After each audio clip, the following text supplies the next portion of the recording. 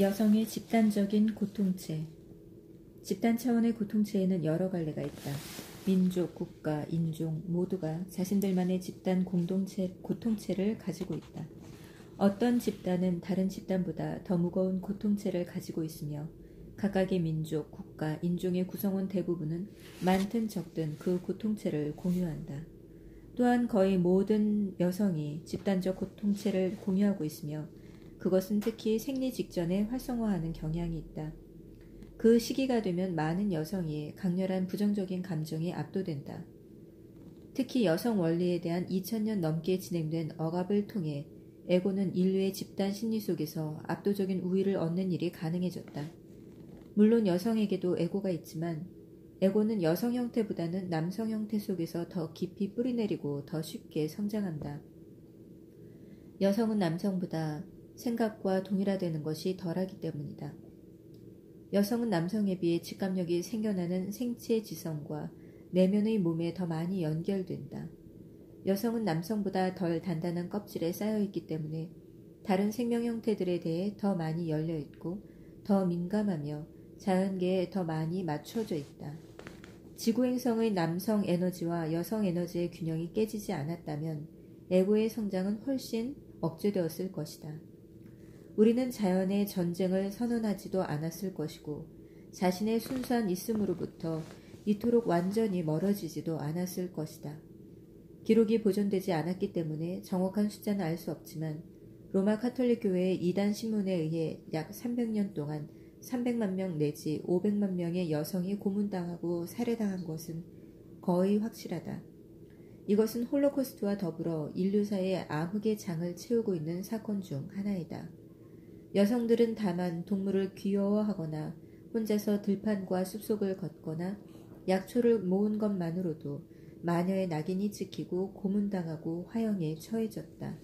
성스러운 여성성은 악마로 선고받았으며 인류의 경험으로부터 한 차원 전체가 거의 지워졌다. 이 정도로 폭력적이지는 않지만 그 밖의 문명과 종교에도 이를테면 유태교와 이슬람교, 불교조차 여성적 측면을 억압한 역사가 있다. 여성의 지위는 아이 낳는 도구, 남성의 소유물로까지 전락했다. 자기 자신 속의 여성성조차 부정하는 남성들이 세계를 지배했으며 세상은 완전히 균형을 잃었다. 그 후의 것은 인류의 역사가 보여준다. 이것은 인류의 역사라기보다는 정신 이상의 병적 기록이라고 해야 할 것이다. 심한 집단적 피해 망상증이라고 밖에 설명할 수 없는 여성성에 대한 이러한 두려움의 책임은 누구에게 있는가? 물론 남성일 것이다. 그렇다면 수메르 문명, 이집트 문명, 켈트 문명 등 기독교 이전의 많은 고대 문명들에서는 왜 여성이 존경받고 여성 원리가 두려움의 대상이 아니라 존경의 대상이었는가? 갑자기 남성으로 하여금 여성에 대한 위협을 느끼게 만든 것은 무엇인가? 남성 안에서 발전한 에고이다. 에고는 남성이라는 형태를 통해서만 이 행성을 지배할 수 있음을 알고 있었고 그것을 위해서는 여성을 무력화시켜야만 했다. 시간이 가면서 에고는 대부분의 여성까지 점령해버렸지만 남성의 경우만큼 뿌리 깊은 정도는 아니었다. 현재 우리는 여성성의 억압이 내면에서 진행되는 시대에 살고 있다. 많은 여성들도 그 예외는 아니다.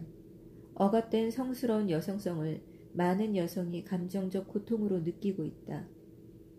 그 고통은 출산, 강간, 노예와 고문, 폭력적인 죽음을 통해 수만 년 동안 쌓여온 고통과 함께 여성들의 고통체의 일부가 되었다.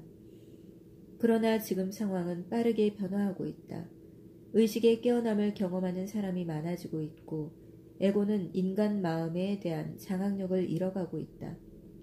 여성의 경우 에고는 깊이 뿌리내린 적이 결코 없기 때문에 남성보다도 여성에 대한 에고의 장악력이 더 빨리 약해져 가고 있다. 국가와 인종의 고통체. 유난히 많은 집단적 폭력으로 고통받았거나 폭력을 저지른 국가들은 다른 국가들보다 더 무거운 고통체를 가지고 있다. 그러므로 역사가 오래된 나라일수록 더 강한 고통체를 갖는 경향이 강하다.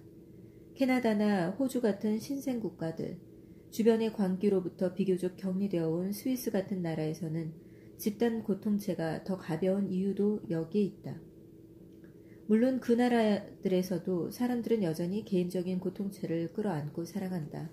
만약 당신이 충분히 예민하다면 특정 나라들에서 비행기에서 내리자마자 무거운 에너지장을 느낄 것이다.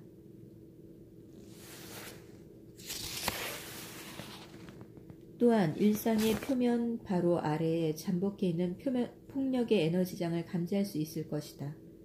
예를 들어 중동의 몇몇 국가들은 집단 공동체가 너무나 심각해서 인구의 상당수가 그것을 가해와 복수라는 광기 어린 악순환으로 행동화되지 않을 수 없고 그 악순환을 통해 고통체는 계속해서 자신을 되살린다.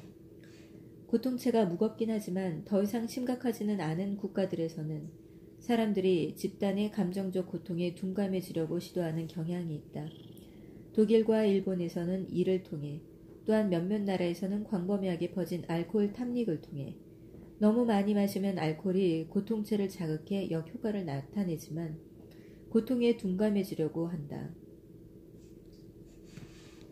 중국의 무거운 고통체는 널리 확산된 태국권 운동에 의해 어느 정도 줄어들었다.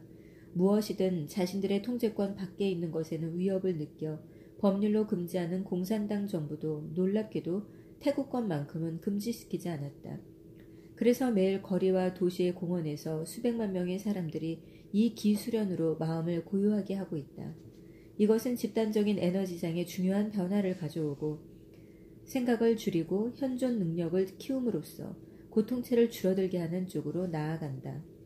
태극권, 기공, 요가 등 몸을 이용한 영적 수행은 서구 세계에서도 확산되고 있다.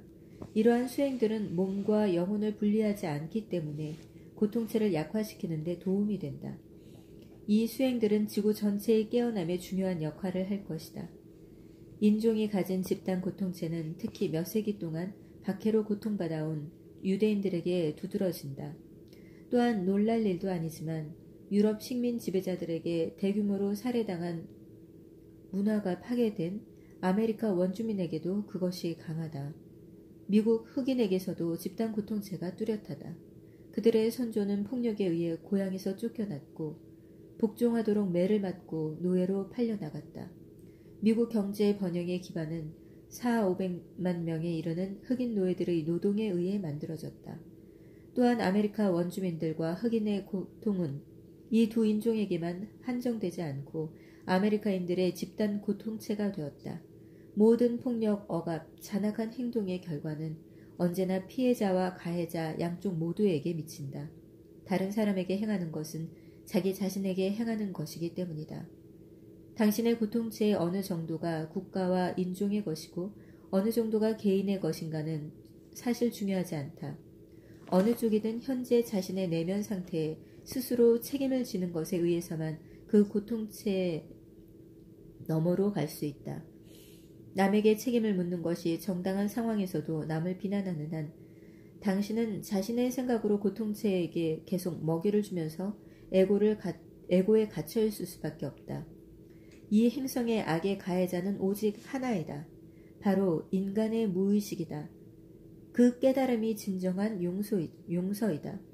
용서와 함께 당신의 피해자 정체성은 소멸되고 진정한 힘이 나타난다. 현존의 힘이 어둠을 비난하는 대신 당신은 빛을 가져온다.